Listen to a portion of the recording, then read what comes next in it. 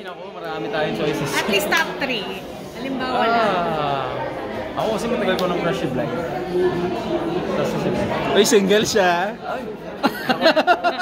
Nako.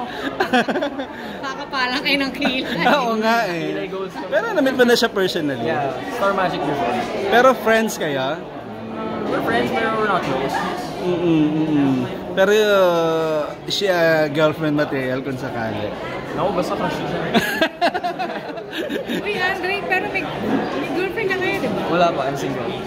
Single na uli? Single na. Oh. Pero ngayon ba parang mas focus ka sa career mo? Or parang medyo ano din, open ka to have another relationship? I'm really focusing on my craft. Pero kung dumating, why not? Hindi naman natin pwedeng pigilan ng bugso ng damdamin. Pero focus muna ako sa craft. Kumbaga ngayon, hindi ka na nagpapadala dun sa mga suhol ng parents about love life, parang ganyan. Parang masasarili na. Bahala na pag dumating. Steady lang muna tayo. Pero kanino ka pinaka-close dito sa mga naging barkada mo rito sa Rain? Si Marco pati si Frost. Parang lagi kayong magkakasama, yes. No? Parang you sleep over din yata. Actually, nung isang araw lang, tulog sila sa akin. May nakikwento ba si Marco sa'yo tungkol kay Heaven? Baka gusto mong i-share sa amin? Naku, hindi ako pwede magsabi na. Kasi ayaw. Pero ayaw uminin ng dalawa. Hindi, they're really good friends. Tapos, they really support each other. They go to the gym together. So, let's see saan papunta yun. Pag mga boys night out ba na ganyan, napapag-usapan niyo yung mga love life na ganyan sa inyo? At advice, ganyan? Kami ng mga boys, meron kaming rule na kapag lumabas kami, ilabas yung mga girls na talagang bonding naman. So, boys night. Yes. Boys night out. Pero ngayon ba mas marami pa yung character mo dito? Or parang... Dito sa book 2, alam ko appearances lang kami. Kasi focus talaga to kay Jerome and Christian.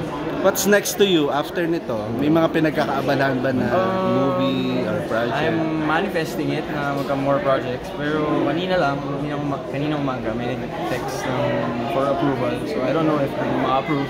Movie ba yan? Series ba yan? I have no idea ba, pero the only thing I know is it's gonna be with Tito Joko. Tapos yung daughter niya, si Ash.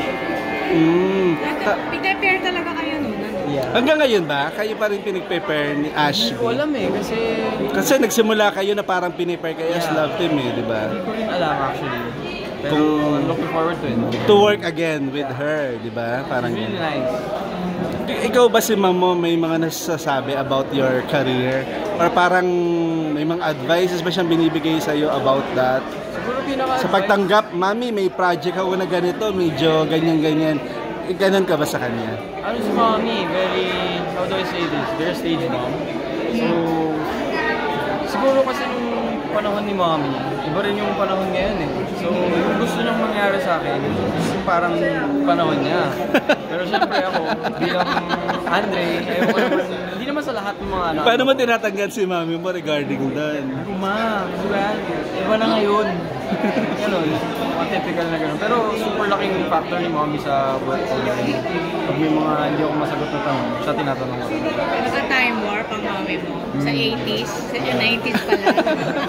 Pero pinapakailangan ba ni Mami may love life mo? Ay, hindi labas sila. Kahit sila, hindi labas sila. Hindi naman yung parang, push through with this, push through with that. Ano sila? Kung ano bang gusto ko, sino gusto ko, saan ako sasaya. So kung magkasakali magkaroon kayo ng project ni Blythe, okay sa'yo? Why not? Okay na okay. Okay na. Pero ikaw ba ready ka na sa mas daring at mas mga... Dito yata sa rin walang masyado pa Wala. Pero... Ilan taon ka na, Andre? 24. Pwede na. Pwede na, pero physically kasi kailangan ko buhat, kailangan ko may maganda ang katawan. So siguro in the near future. How far can you go? Depende.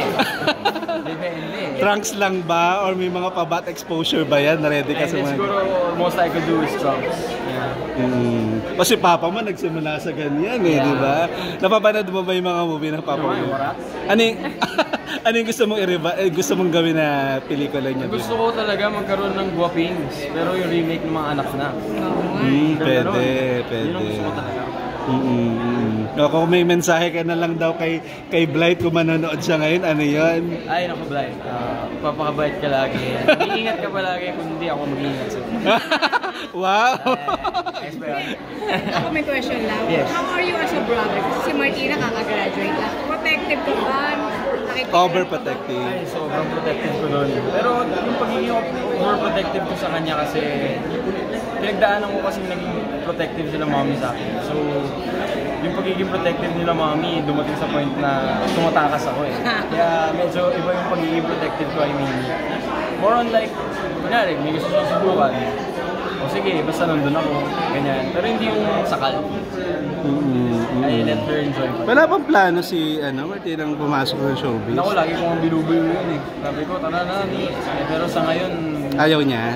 talagang gusto sports. Parang sa papa mo, di ba? Ikaw, kumbaga talaga ito na yung gusto mong tahakin. Oo, ito na talaga. Siguro in the future, kapag pala rin, politics, pero May plano ka din.